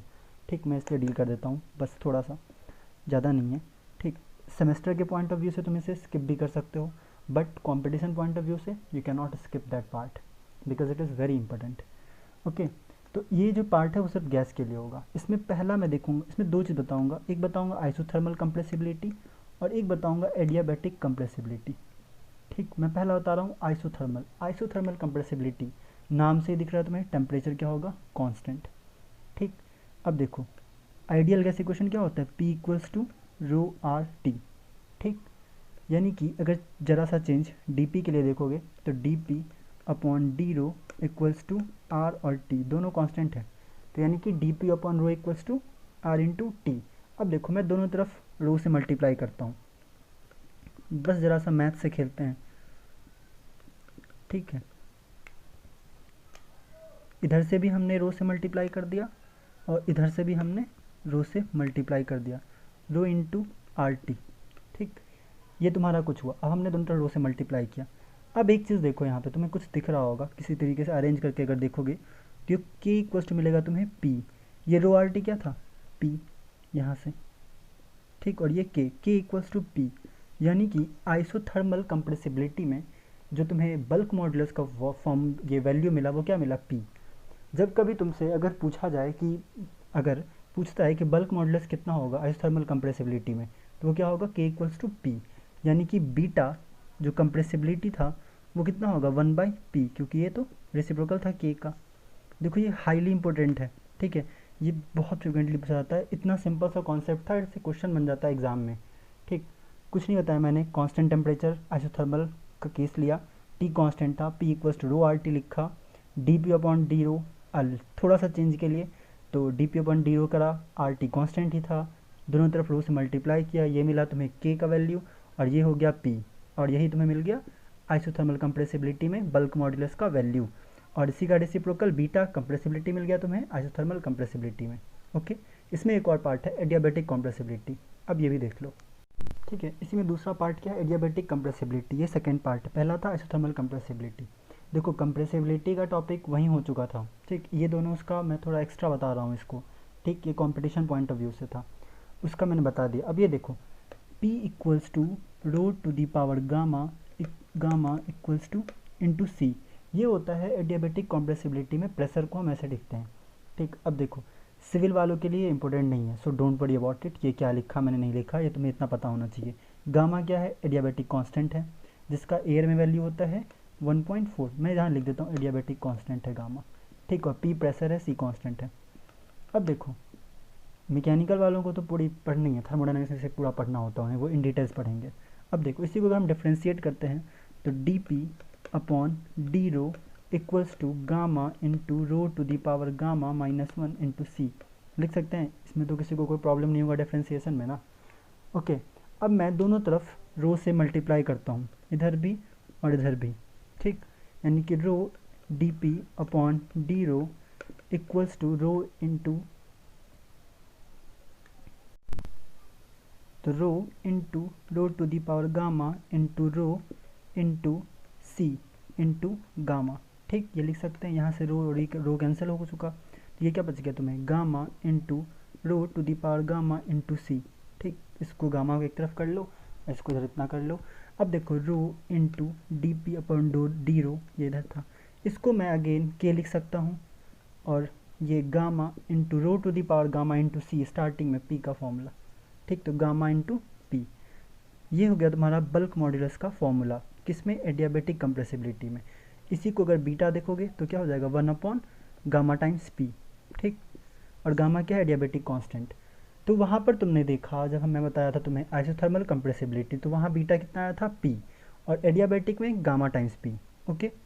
तो यही तुम्हारा 2 एक्स्ट्रा केस था जो मैंने यहाँ डील किया, और ये कंपटीशन पॉइंट ऑफ व्यू से इंपॉर्टेंट है, सेमेस्टर के लिए you can skip, but competition point of view any competition after BTech is highly important, ठीक।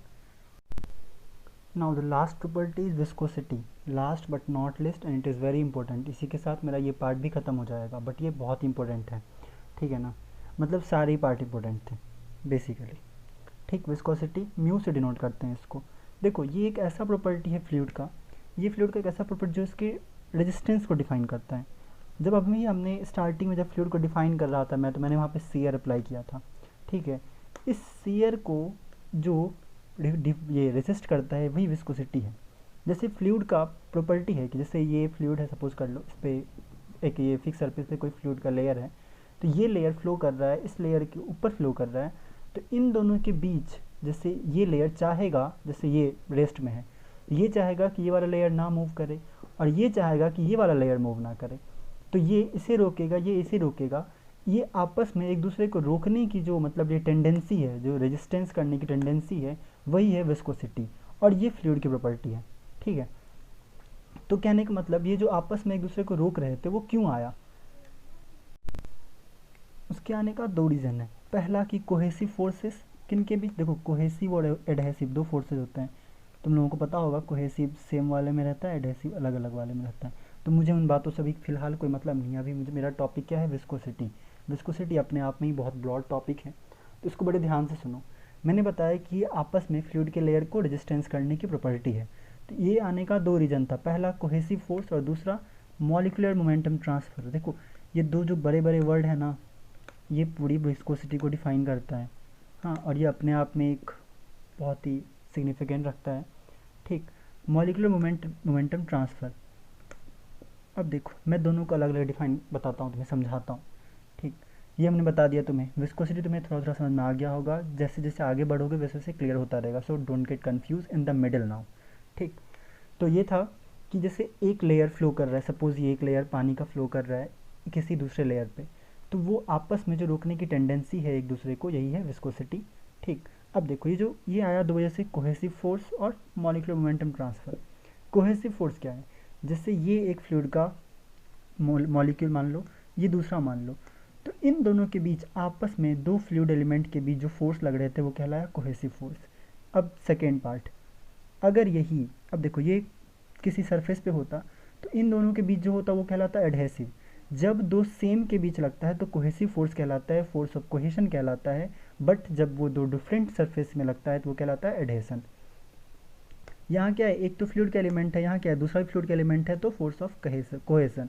बट अगर ये फ्लूइड एलिमेंट है और यहाँ पे जो सरफेस हम कंसिडर कर रहे हैं सॉलिड पार्टिकल है कुछ भी है, तो वो इन दोनों के बीच में क्या आएगा, फोर्स ऑफ एडहेशन। ओके, तो ये मैंने बता दिया तुम्हें कोहेसिव फोर्स। ये मैं बता रहा हूँ कि विस्कोसिटी फोर्स जो आया वो दो रीजन से आया, cohesive and MMT, molecular momentum transfer. MakeMyTrip मत समझ लेना, molecular momentum transfer in perpendicular direction. देखो direction is also important, in perpendicular direction of flow.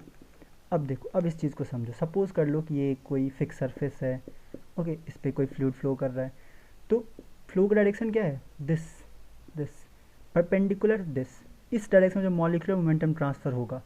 अब देखो मॉलिक्यूलर मोमेंटम ट्रांसफ़र क्या होगा, जैसे ये एक मॉलिक्यूल, ये दूसरा मॉलिक्यूल, इसी को तुम परपेंडिकुलर अरेंज कर लेना। ओके, ये मॉलिक्यूल, मोमेंटम, मोमेंटम पता होगा पी से डिनोट करते हैं, प्रेशर नहीं, मोमेंटम पी।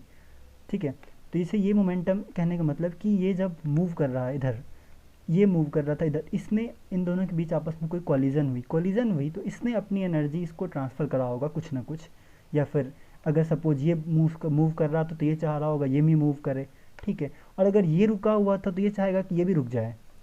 इसी को हम लोग कहते हैं मॉलिक्यूलर मोमेंटम ट्रांसफ़र, मॉलिक्यूल्स के बीच मोमेंटम का ट्रांसफ़र होना, आइदर कोलिजन और एनी हाउ, या फिर दोनों में कुछ अगर है, जैसे ये मॉलिक्यूल है, ये मॉलिक्यूल, ये दोनों आपस में टच में हैं, ये मूव करना कोशिश कर रहा है तो ये इसको रोकने की कोशिश करेगा, तो यही कहलाता है मॉलिक्यूलर मोमेंटम ट्रांसफ़र। ठीक, तो इन दो चीज़ों पे विस्कोसिटी डिपेंड करता है। ठीक, यानी कि कहने का मतलब अगर मैं सिंपली ये कह दूँ कि विस्कोसिटी जो फ्लूइड में आया वो इन दो कारणों से आया, तो it is very appropriate to say. Okay, अब हम अगला पार्ट देखते हैं। अब सबसे पहले, उससे पहले तुम ये समझो कि अभी जब मैं बता रहा था कंप्रेसिबिलिटी, तो मैं तुम्हें एक पॉइंट मेंशन कर दूं कि हम लोग इस फ्लूइड में जो भी डील करेंगे वो क्या डील करेंगे, इनकम्प्रेसिबल को। ओके, कंप्रेसिबल फ्लूइड हमें नहीं पढ़ना, वही इनकम्प्रेसिबल फ्लूइड को ही डील करूँगा। ठीक, अब देखो म्यू, मान के चलो कि हम फ्लूइड पढ़ रहे हैं तो ऑब्वियसली हम लिक्विड के लिए भी पढ़ेंगे और गैस के लिए भी पढ़ेंगे। ये लिक्विड है, ठीक, लिक्विड और गैस दोनों के लिए है। अब देखो यहाँ म्यू जो लिक्विड में आया, अब एक बात बताओ कि दो कारण आया, कोहेसिव फोर्स और मॉलिक्यूलर मोमेंटम ट्रांसफ़र, यानी कि उसको तुम कह सकते हो रैंडम मोशन। ठीक, अब एक बात बताओ कौन सा किस में स्ट्रांग होगा, लिक्विड में कोहेसिव फोर्स स्ट्रांग होगा या फिर MMT molecular momentum transfer randomness क्या स्ट्रांग होगा, सोच सकते हो, कोहेसन स्ट्रांग होगा। क्यों, क्योंकि इनके जो पार्टिकल्स होते हैं, इनके जो मॉलिक्यूल्स होते हैं फ्लूइड के, वो सॉरी लिक्विड के, वो आपस में थोड़े ज़्यादा, मतलब गैस के कंपैरिजन में इनमें क्या होता है, इंटरमॉलिक्यूलर फोर्स ऑफ अट्रैक्शन ज़्यादा होता है, that's Y force of cohesion strong होगा। अब देखो म्यू का लिक्विड में क्या रिलेशन आया, कोहेसिव फोर्स का। ठीक, कोहेसिव फोर्स का। गैस में जब हम म्यू का गैस का बात करेंगे तो हम किसकी बात करेंगे, रैंडमनेस की बात करेंगे। किसकी बात करेंगे, रैंडमनेस की। ओके, जब कभी हम, मतलब ये मैं बता रहा हूँ तुम्हें एक ब्रॉड स्कोप पे, जैसे कि कहते हैं ना बात करना, मैं वाइडल स्केल पे बात कर रहा हूँ कि अगर म्यू की हम बात करें तो लिक्विड और गैस दोनों में डिफाइन है, क्योंकि फ्लूइड में डिफाइन है। तो लिक्विड में जहाँ पे कोहेसिव फोर्स स्ट्रांग होता है और गैस में जहाँ पे रैंडम मोशन डोमिनेंट होता है। ठीक, अब देखो एक और चीज़ बताओ, जैसे कोहेसिव फोर्स सपोज कर लो, अब देखो हमें ना एक चीज़ देखना, हमें ये देखना है कि टेम्परेचर से कैसे अफेक्टेड है, टेम्परेचर से कैसे अफेक्ट करता है। ठीक है, टेम्परेचर से कैसे अफेक्ट करता है। अब सपोज कर लो कि तुमने टेम्परेचर तुमने बढ़ा दिया, ठीक है, लिक्विड का तुमने टेम्परेचर बढ़ा दिया, तो इससे क्या होगा, टेम्परेचर बढ़ने से क्या होगा, मॉलिक्यूल्स के बीच जो कोहेसिव फोर्स थे वो ब्रेक होने स्टार्ट होंगे। क्यों, सपोज कर लो ये एक फ्लूइड का मॉलिक्यूल है, ये एक फ्लूइड का मॉलिक्यूल, इसको तुमने टेम्परेचर बढ़ाया, मतलब एनर्जी मिला, तो इनका जो मोशन था, इनका जो टू एंड फ्रो मोशन था अपने पोजीशन पे, वो क्या होगा, और तेज होगा। ठीक, फास्ट होगा। इससे क्या होगा, इनके बीच बॉन्ड का ब्रेकेज होना स्टार्ट होगा, यानी कि कोहेसिव फोर्स वीक होना स्टार्ट होगा। टेम्परेचर के बढ़ने से कोहेसिव फोर्स वीक होना स्टार्ट हुआ, जब कोहेसिव फोर्स वीक हुआ तो क्या होगा, म्यू भी कम होगा। मैं वेरिएशन बता रहा था टेम्परेचर से कैसे वेरी करेगा। अब देखो गैस में क्या होगा, टेम्परेचर बढ़ेगा, तुम लोगों ने रूट मीन स्क्वायर वेलोसिटी पढ़ा होगा जो गैस में वैलिड होता है। टेम्परेचर बढ़ेगा तो VRMS ये भी क्या होगा, बढ़ेगा, यानी कि रैंडम मोशन बढ़ेगा। यानी कि म्यू गैस का बढ़ेगा। अब देखो एक तरफ जहाँ पर लिक्विड में टेम्परेचर के बढ़ाने से म्यू कम हो रहा था, गैस में टेम्परेचर बढ़ाने से म्यू क्या होगा, बढ़ेगा। ठीक, तो ये मैंने बताया वेरिएशन ऑफ टेम्परेचर। ठीक, किस में, लिक्विड और गैस दोनों में। और अब से जो भी हम लिक्विड पढ़ेंगे वो क्या पढ़ेंगे, फ्लूइड। फ्लूइड जो पढ़ेंगे वो क्या पढ़ेंगे, इनकम्प्रेसिबल। ठीक, और जब मैं बात करूँगा इन प्रॉपर्टीज़ में दोनों को डिफरेंस रखूँगा, तो मैं दोनों को डिफरेंस दिखाते हुए मैं जा रहा हूँ, लिक्विड को अलग बात करता हूँ और गैस को अलग बात करेंगे। ओके, अब नेक्स्ट पार्ट। नेक्स्ट क्या है, काइनेमेटिक विस्कोसिटी या मोमेंटम डिफ्यूजिविटी, दोनों सेम नेम है। ठीक, अब देखो काइनेमेटिक विस्कोसिटी को हम डिनोट करते हैं न्यू से। न्यू का फॉर्मूला देखो डायरेक्ट, म्यू अपॉन रो। ठीक, म्यू है तुम्हारा डायनामिक विस्कोसिटी, ठीक, या फिर विस्कोसिटी, रो है तुम्हारा डेंसिटी। म्यू अपॉन रो कहते हैं हम लोग काइनेमेटिक विस्कोसिटी। ये तुम फॉर्मूला से याद कर लो, इस पर ज़्यादा हमें बात नहीं करना है। इसका यूनिट होता है मीटर स्क्वायर पर सेकेंड। मैंने विस्कोसिटी का यूनिट तुम्हें अभी नहीं बताया है। विस्कोसिटी का यूनिट बताने से पहले मैं विस्कोसिटी का एक फॉर्मूला डिफाइन करूँगा, बहुत ही क्लासिकल फॉर्मूला होगा वो फॉर्मूला बहुत ज़्यादा तुम्हें न्यूमेरिकल सॉल्व करने में हेल्प करेगा। तब मैं बताऊँगा उसका यूनिट, उसके यूनिट में थोड़े ज़्यादा यूनिट होंगे, और मतलब ज़्यादा माने 2-3 यूनिट्स हैं उसके अलग अलग सिस्टम में, तो वो मैं अलग से एक्सप्लेन करूँगा अभी। ठीक है, ये फिलहाल तुम समझो kinematic viscosity nu equals to mu upon rho. देखो ये भी इंपॉर्टेंट है, न्यूमेरिकल में कभी कभी तुम्हें न्यू दे देगा, हाँ सपोज़ वाटर दिया हुआ है न्यू दे देगा और तुम्हें म्यू नहीं देगा, तो तुम्हें फाइंड आउट करना होगा कि डेंसिटी तुम्हें पता रहेगा तो तुम न्यू से म्यू निकालो, क्योंकि तुम्हें न्यूमेरिकल में अक्सर तुम्हें म्यू की ज़रूरत होगी। ठीक है, तो इसलिए है, कभी तुम्हें न्यूमेरिकल में म्यू देगा, कभी न्यू की ज़रूरत पड़ेगी, तो it is about the relation between new and mu. Okay, means kinematic viscosity and dynamic viscosity का ये रिलेशन है एक। ओके, इसका यूनिट है मीटर स्क्वायर पर सेकेंड। ठीक, अब हम नेक्स्ट देखते हैं आगे। अगला जो हम देखेंगे वो हम देखेंगे तुम्हारा डायनामिक विस्कोसिटी और रेट ऑफ शियर डिफॉर्मेशन का क्या है, रिलेशन क्या है। अब देखो इस डायग्राम को बहुत ही ध्यान से देखना, इसकी डायग्राम से तुम्हें बहुत कुछ क्लियर होगा, और इसी डायग्राम से हम अपनी एक क्लासिकल फार्मूला को डिफाइन करने वाले हैं। ओके, ये देखो ये जो मैंने बनाया है, ये एक बाउंड्री लेयर बनाया है मैंने, ये सब क्या होता है नहीं होता ये सब बताऊंगा। जस्ट हैव पेशेंस, क्योंकि ये सब चीज़ें तुम्हें पढ़ना है, अभी बहुत ही इन डिटेल्स पढ़ना है। तब तक के लिए तुम ये समझो कि ये तुम्हारा कोई एक सरफेस था, फिक्स सरफेस, सॉलिड सरफेस, इस पर कोई फ्लूइड कुछ यूँ इस डायरेक्शन में फ्लो कर रहा था। ठीक है, ये कोई फ्लूइड फ्लो कर रहा था, और हमने ये जो बनाया हमने पैराबोलिक सा, ये पैराबोलिक है, ये है वेलोसिटी प्रोफाइल। ओके, ये है वेलोसिटी प्रोफाइल। ठीक, अब देखो जो ये सरफेस रेस्ट में है, तो यहाँ का मान चलो यहाँ का जो फ्लूइड एलिमेंट था उसका वेलोसिटी यू है। ठीक, इसी के कितने डिस्टेंस पे, ये वाई डिस्टेंस पे, वाई डिस्टेंस पे कोई फ्लूइड एलिमेंट था उसका वेलोसिटी यू था। कोई यहाँ से इसी सरफेस से मेजर कर रहे हैं हम, इस सरफेस से कोई एलिमेंट है y plus d y distance पे, उसका velocity u plus d u है। ठीक है, इस सरफेस से तुम जितना ऊपर जाते जाओगे ना इसकी वेलोसिटी उतनी बढ़ती जाएगी। अल्टीमेटली यहाँ की जो वेलोसिटी होगी वो क्या होगी, इस लेयर के बाहर की वेलोसिटी वो क्या होगी, जो यहाँ की होगी यू, तो यहाँ की वेलोसिटी क्या हो जाएगी यू, सपोज यू इनफाइनाइट, क्योंकि हमारा यू तो इसके अंदर की वेलोसिटी है ना। तो ठीक है, मैंने बस डिफाइन कर दिया यहाँ पे। यहाँ तुम्हें मैं सब बताऊँगा, ये पैराबोला कैसे बनता है, ये बाउंड्री लेयर कैसे बनता है, ये ऐसा ही क्यों बनता है, यहाँ का वेलोसिटी यू, यहाँ का यू प्लस डी यू ज़्यादा क्यों है, ये सब बताऊँगा। हेल्प पेशेंस, तत्काल के लिए हम ये फॉर्मूला डिराइव करते हैं। ओके, अब देखो यही का ये वाला जो पार्ट था हमने इसी को यहाँ बनाया, यहाँ का वेलोसिटी अगर u है dt टाइम पीरियड में, यहाँ का du इंटू डी टी, मैं बस इस चेंज को देख रहा हूँ। ठीक, और ये तुम्हारा रेट ऑफ ये एंगल ऑफ डिफॉर्मेशन है। क्यों, क्योंकि कुछ डिफॉर्म किया ना यहाँ से यहाँ तक में कुछ। ओके, अब ये डी फाई क्या है, एंगल ऑफ डिफॉर्मेशन। ठीक है, एंगल ऑफ डिफॉर्मेशन कहाँ से आया, देखो जब फ्लूइड पे कुछ शियर स्ट्रेस लगा, फ्लूइड फ्लो करना स्टार्ट किया, तो उसमें कुछ ना कुछ डिफॉर्मेशन आया, तो यहाँ हमारा जो डी फाई है वो क्या है, एंगल ऑफ डिफॉर्मेशन। अब देखो अगर अब हम d phi upon d t करते हैं तो ये क्या दिखाएगा तुम्हारा, rate of deformation.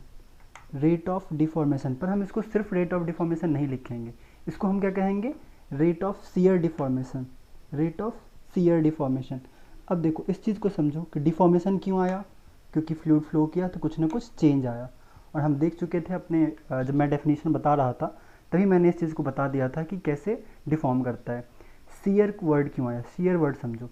Shear word आने का बस एक ही मतलब था कि जैसे फ्लूइड का ये लेयर है, सपोज ये लेयर था और उसके ऊपर ये लेयर है, इस लेयर के ऊपर ये लेयर फ्लो कर रहा है, तो जब पैरेलल फ्लो होता है किसी भी चीज़ का, मतलब एक लेयर के ऊपर दूसरा लेयर का मूव करना, ये सीयर डिफॉर्मेशन है। That's why d∅/dt is your rate of shear deformation. Okay, अब देखो, अब हम यहाँ देखेंगे। देखो जैसे तुम्हारा स्ट्रेस, जब तुमने पढ़ा होगा, तुमने इंजीनियरिंग मैकेनिक्स में पढ़ा होगा अपने फर्स्ट ईयर सब्जेक्ट में कि स्ट्रेस प्रोपोर्शनल होता है स्ट्रेन के, तो सेम चीज़ हमारा यहाँ पर क्या था, स्ट्रेस टॉ था, ये प्रोपोर्शनल हुआ रेट ऑफ सीयर डिफॉर्मेशन के। ओके, d∅/dt के। इसी को हम देखो, इसी को हम लिखेंगे, अगर हमने ये प्रोपोर्शनल हटाया तो क्या आया, म्यू इंटू d∅/dt। म्यू क्या है, कांस्टेंट ऑफ प्रोपोर्शनलिटी, जो हमारा क्या है, विस्कोसिटी। ओके, यही हमने बताया था, जब मैंने म्यू बताया था तो यही म्यू था, क्या था, कांस्टेंट ऑफ प्रोपोर्शनलिटी, जिसको हमने कहा विस्कोसिटी। ये तुम्हारा स्टार मार्क फॉर्मूला है, इस पर तुम्हारे मोस्ट ऑफ द न्यूमेरिकल्स बनेंगे। एक और चीज़ समझो। अब देखो इस डायग्राम से, देखो इस वाले डायग्राम में, देखो इस वाले डायग्राम में, यहाँ डायग्राम में कंसीडर अगर तुम करोगे, इस डायग्राम में अगर तुम ये लिखते हो tan d∅, ठीक है, तो क्या लिख सकते हो, tan d∅ equals to du into dt upon dy।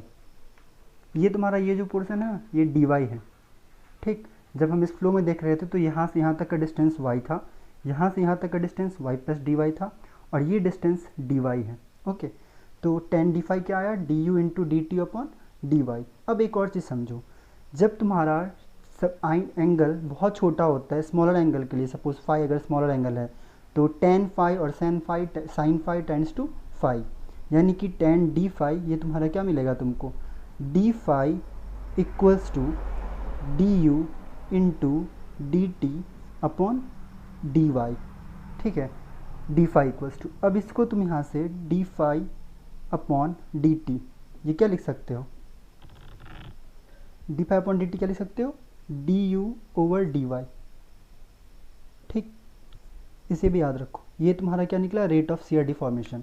अब देखो, अब यहाँ से तुम क्या लिख सकते हो, tau equals to mu into du over dy, और ये तुम्हारा जो फॉर्मूला बना, ये बना सबसे इम्पोर्टेंट फॉर्मूला, इसका तुम यूज़ करोगे, इसका यूज़ करोगे, ठीक। और ये क्या कहलाता है, न्यूटन्स लॉ ऑफ विस्कोसिटी। ये क्या कहलाता है, मैं यहाँ लिख देता हूँ, Newton's law of viscosity. Okay, देखो ये सबसे इम्पोर्टेंट कॉन्सेप्ट है, सबसे फ्रिक्वेंट, इस पर न्यूमेरिकल बहुत सारे बनते हैं, ठीक है। और इस पर न्यूमेरिकल बहुत सारे बनते हैं, ये तुम्हारा काफ़ी इंपॉर्टेंट क्वेश्चन है, जो बेसिक लेवल पे, कॉलेज लेवल पे, स्कूल लेवल पे तुम्हें, सॉरी स्कूल कॉलेज लेवल पे, सेमेस्टर लेवल पे काफ़ी इंपॉर्टेंट है और बहुत ज़्यादा जगह आने वाला है ये चीज़, ठीक है। अब हम आगे देखेंगे। अब अगला टॉपिक देखो, अब हम देखते हैं यूनिट्स ऑफ विस्कोसिटी। देखो अभी हमने न्यूटन्स लॉ ऑफ विस्कोसिटी देखा, ठीक है, उसी से हम लोग इसके यूनिट को डिफाइन करेंगे। सबसे पहले तो यूनिट अलग से पढ़ने की जरूरत इसलिए पड़ी क्योंकि डिफरेंट सिस्टम में डिफरेंट यूनिट है, तो पहले एसआई सिस्टम में देखते हैं। देखो इसमें एसआई में पहला देखो, म्यू को क्या लिख सकते हो, कहाँ से, न्यूटन्स लॉ ऑफ विस्कोसिटी से, mu equals to tau upon du upon dy लिख सकते हो। इसमें अब किसी को कोई प्रॉब्लम नहीं होना चाहिए क्योंकि मैंने अभी अभी डिराइव करके देख लिया है इसे। अब देखो इसको अगर हम सबके यूनिट्स पुट करते हैं तो टॉ को क्या पुट करें, न्यूटन पर मीटर स्क्वायर, du को मीटर पर सेकेंड, y को मीटर, और जब तुम इसे अब सॉल्व करोगे तो तुम्हें क्या मिलेगा, न्यूटन s पर मीटर स्क्वायर, ठीक।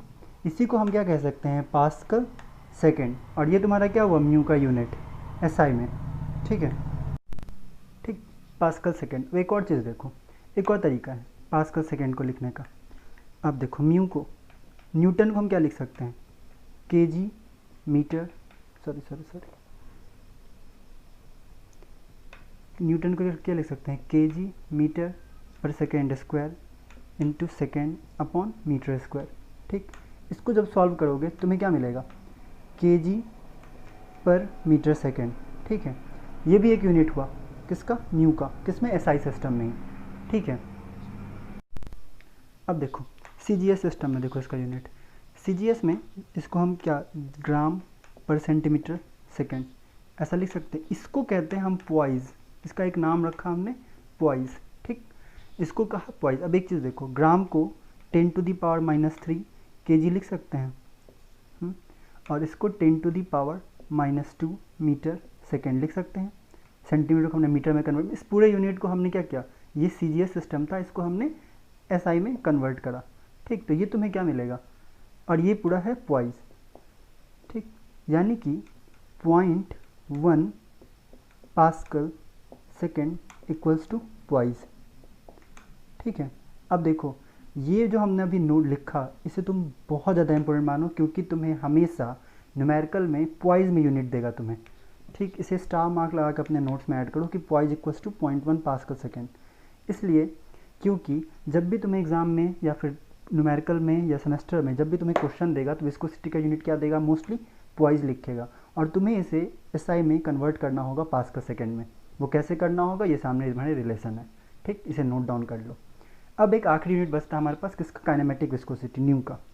अब देखो, न्यू का यूनिट हमने तब बताया था मीटर स्क्वायर पर सेकेंड बताया था, ठीक, ये है SI में। अब इसका CGS देखो, CGS में क्या होगा, इसी मीटर स्क्वायर को हम सेंटीमीटर स्क्वायर पर सेकेंड लिख सकते हैं, कोई दिक्कत नहीं। इसका नाम दिया हमने स्टोक्स, जैसे वहाँ तुमने नाम दिया पॉइज, वैसे यहाँ नाम दिया स्टोक्स, ठीक। इसको SI में कन्वर्ट करो तो 10⁻⁻4 मीटर स्क्वायर पर सेकेंड लिख सकते हो, इक्वल्स टू स्टोक। अपने नोट में इसे भी स्टार मार्क कर लेना, क्योंकि एग्ज़ाम में तुम्हें जो यूनिट मिलेगा वो स्टोक लिखा मिलेगा, तुम्हें स्टोक को कन्वर्ट करना होगा किसमें, मीटर स्क्वायर पर सेकेंड में, ठीक। Poise equals to 0.1 pascal second, stoke equals to 10⁻⁻4 metre square per second. ये दोनों कॉन्सेप्ट बहुत ही इंपॉर्टेंट हैं, ठीक।